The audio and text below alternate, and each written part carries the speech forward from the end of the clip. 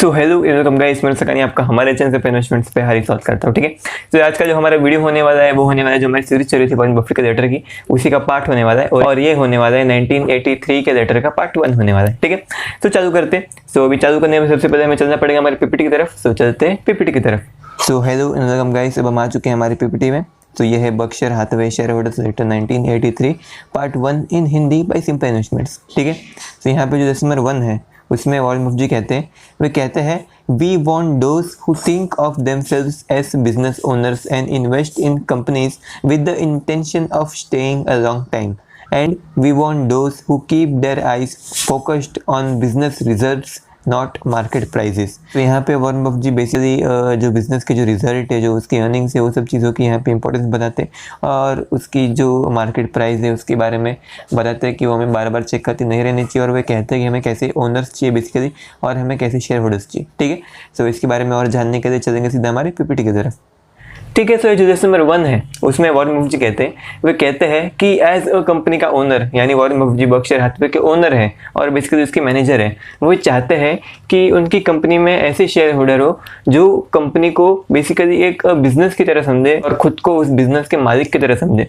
Warren Buffett जी कहते हैं कि बेसिकली हमें ऐसे शेयर होल्डर्स चाहिए जो खुद को कंपनी के मालिक की तरह समझे और बेसिकली कंपनी में सिर्फ इन्वेस्ट करे, वो लॉन्ग टर्म इन्वेस्टमेंट ही करे, वहाँ पे वो कोई भी ट्रेडिंग ना करे और शॉर्ट टर्म इन्वेस्टमेंट भी ना करे और एक बार शेयर खरीदे तो बेसिकली वो यहाँ पे बेचे या फिर खरीदे वापस, मीन्स ये सब ट्रांजैक्शन ना करे।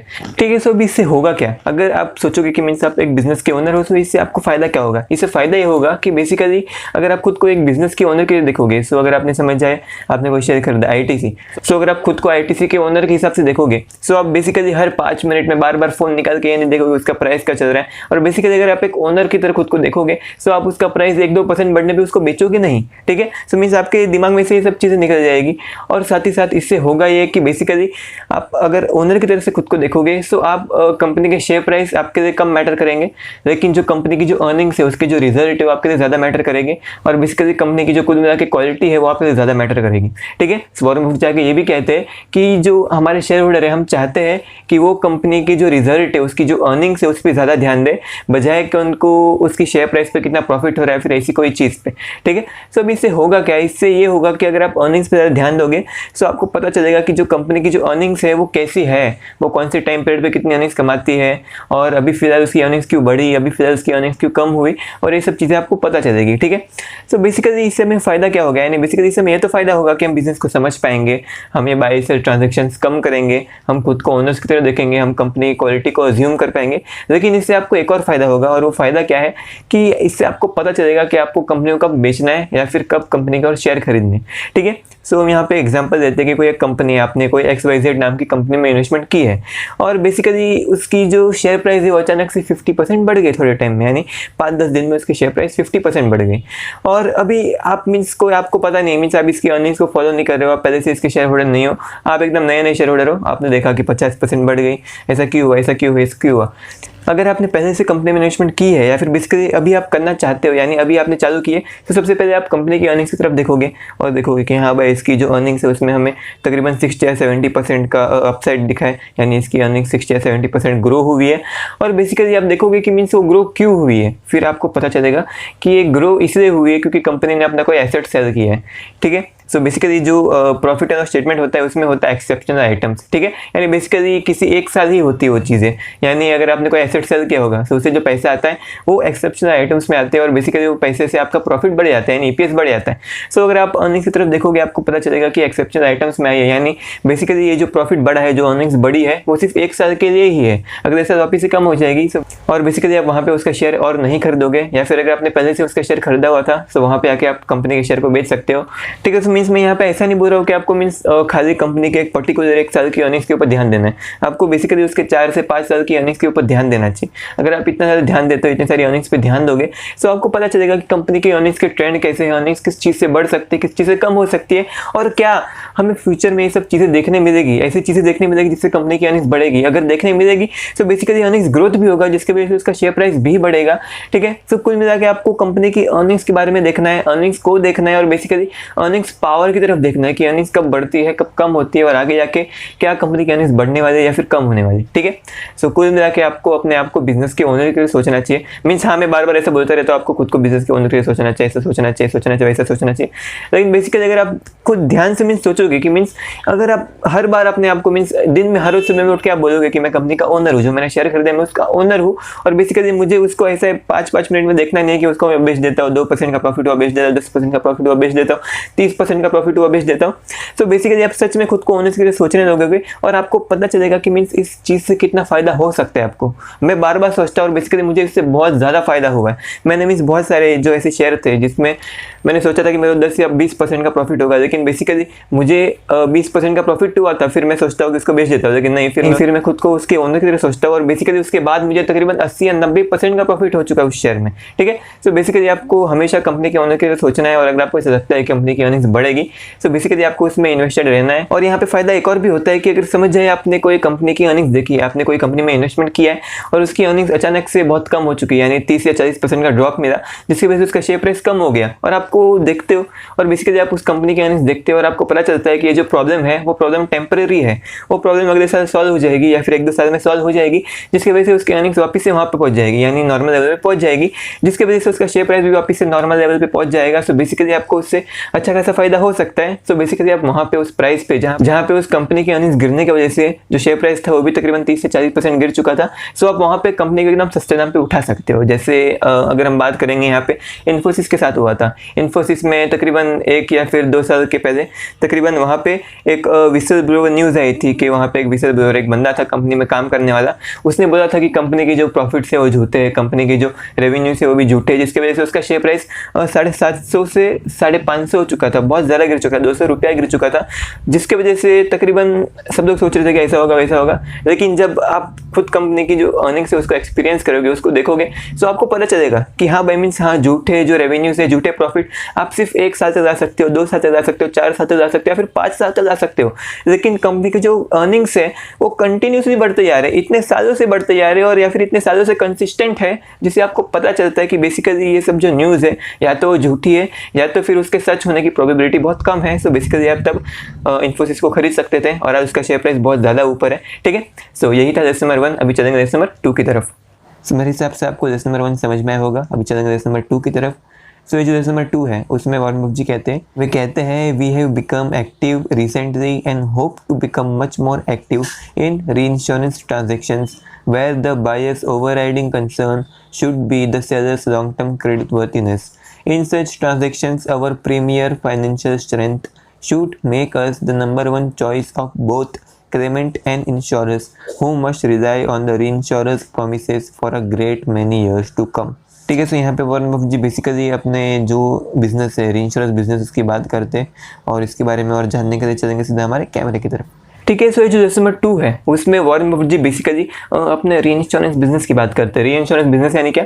रीइंश्योरेंस बिजनेस यानी बेसिकली इंश्योरेंस बिजनेस ही होता है, लेकिन जो इंश्योरेंस बिजनेस होता है वो इंश्योरेंस नॉर्मल पब्लिक को बेचते हैं, लेकिन जो रीइंश्योरेंस बिजनेस है वो इंश्योरेंस बेसिकली इंश्योरेंस कंपनी को बेचती है, ठीक है। मीन्स आपको इतना कॉम्प्लिकेटेड होने की जरूरत नहीं। अगर आपको पता नहीं है रीइंश्योरेंस बिजनेस क्या होता है तो आप नीचे कमेंट सेक्शन में हमसे पूछ सकते हो, ठीक है। सो वो यहाँ पे रीइंश्योरेंस बिजनेस की बात करते हैं और वो यहाँ पे कहते हैं कि जो हमारा रीइंश्योरेंस बिजनेस है उसमें हमारे पास बाकी सब लोगों से एक एडवांटेज है, और वो कहते हैं यहाँ पे कि जो हमारा रीइंश्योरेंस बिजनेस है उसमें जो हम जो एक्टिविटी हमारी वो बढ़ाने की कोशिश करेंगे, जिसकी वजह से हमारा वॉल्यूम बढ़ेगा, यानी एक्टिविटी बढ़ाएंगे, यानी बेसिकली हम ज़्यादा पॉलिसीज़ बेचेंगे, ज़्यादा पॉलिसीज़ लिखेंगे, पॉलिसीज राइट करेंगे, जिसकी वजह से जो हमारा वॉल्यूम से वो ग्रो होगा, यानी हम ज़्यादा एक्टिव होंगे जिससे हमारा वॉल्यूम ग्रो होगा और बेसिकली हमारे अच्छे अच्छे क्लाइंट बनेंगे और बेसिकली हमें अच्छा खासा प्रॉफिट होगा, उसमें हमारा प्रॉफिट बढ़ेगा बेसिकली।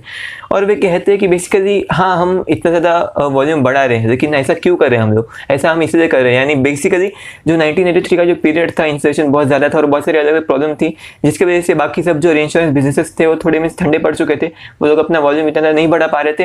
लेकिन वॉरेन बफेट जी तभी उसी पीरियड में बोलते हैं कि हम हमारा वॉल्यूम बहुत बढ़ाएंगे, हम हमारे जो सेल्स है, जो हमारी पॉलिसी हम लिखते हैं हर साल, उसको हम इंक्रीज कर देंगे, बहुत बढ़ाएंगे। और वे कहते हैं कि ऐसा हम क्यों कर पाते हैं? ऐसा हम इसलिए कर पाते हैं क्योंकि हमारे पास एक एडवांटेज है। वो एडवांटेज क्या है? वो एडवांटेज है हमारी प्रीमियर फाइनेंशियल स्ट्रेंथ, यानी बेसिकली हमारे पास जो हमारी क्वालिटी ऑफ एसेट है वो बहुत ज़्यादा अच्छे है और बेसिकली जो एसेट है वो भी अच्छे खासे है और वो लिक्विड भी है थोड़े बहुत, यानी मीन्स एक हद तक वो लिक्विड भी है। और बेसिकली हमारे पास जो हम पहले से पॉलिसी दिखते आ रहे, उसके सामने हमारे पास अच्छे खासे और एसेट भी पड़े हुए हैं, जिसकी वजह से हम जो हमारे क्लाइंट है उसको हम ये इंश्योर कर पाते हैं कि बेसिकली उनको जब मुसीबत आएगी, उनके ऊपर जब मुसीबत आएगी, उनको जब पैसे की जरूरत पड़ेगी तब उनको हम पैसे देंगे, ठीक है। और बेसिकली इसी विश्वास पे जो इंश्योरेंस बिजनेस है वो कायम है, और बेसिकली इसी वजह से जो हम मानते हैं कि जो हमारी री इंश्योरेंस बिजनेस है, जो री इंश्योरेंस कंपनी है हमारी, वो एक अच्छी खासी कंपनी मीन्स वो बाकी सब कंपनियों से एकदम अलग, एकदम हटके, और जिसकी वजह से जो हमारे क्लाइंट है वो बढ़ते जा रहे हैं और क्लाइंट की जो क्वालिटी है वो भी इंप्रूव होती जा रही है,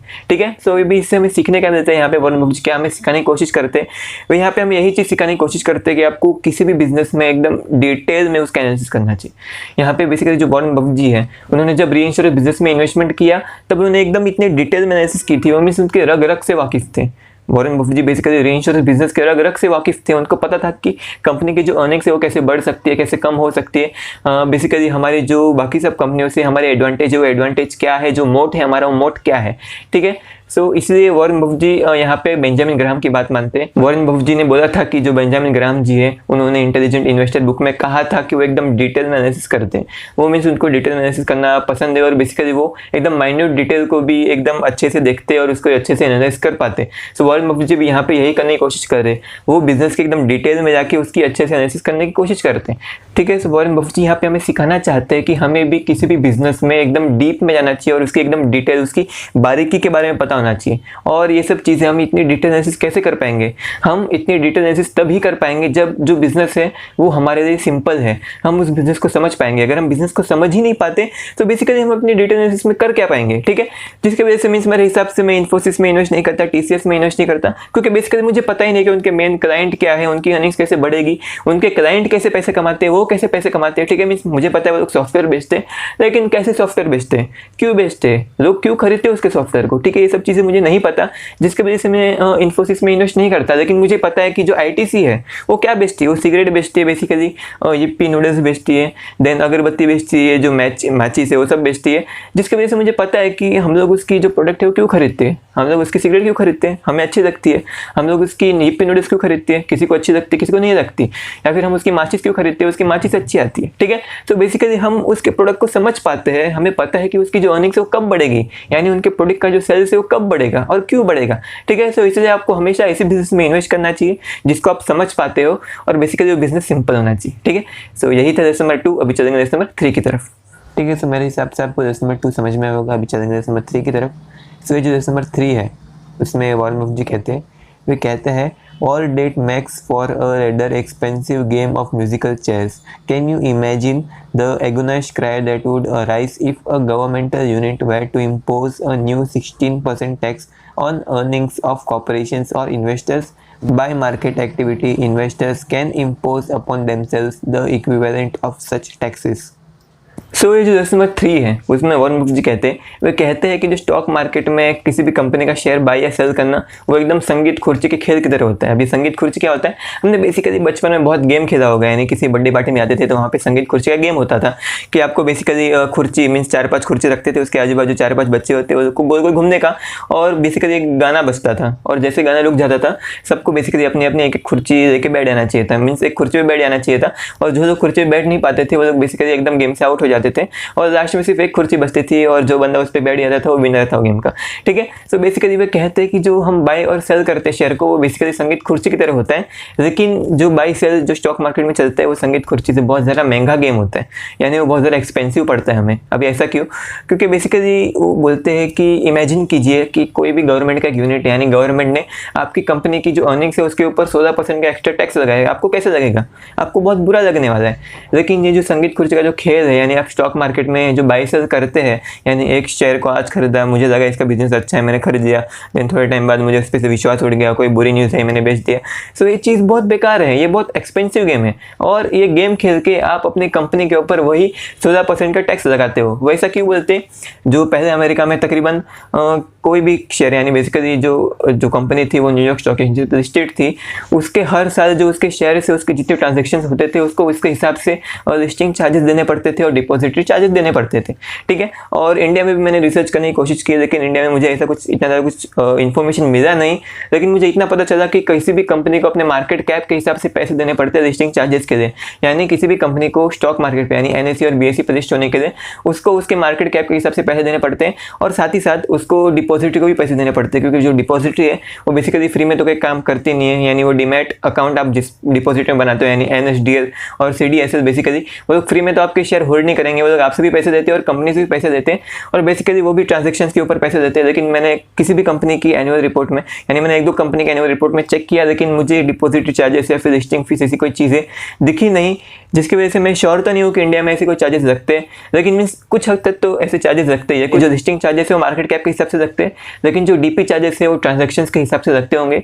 लेकिन वो फिलहाल अभी बहुत कम हो चुके हैं, क्योंकि हर एक चीज़ एकदम क्या बोलते हैं इलेक्ट्रॉनिक हो चुके हैं, जिसकी वजह से जो डिपॉजिटरी चार्जेस है वो भी बहुत कम हो चुके हैं। सो बेसिकली यहाँ पे ये चीज़ यानी जो चार्जेस है वो इतने ज़्यादा तो नहीं लगते, लेकिन वो चार्जेस कुछ हद तक तो लगते हैं।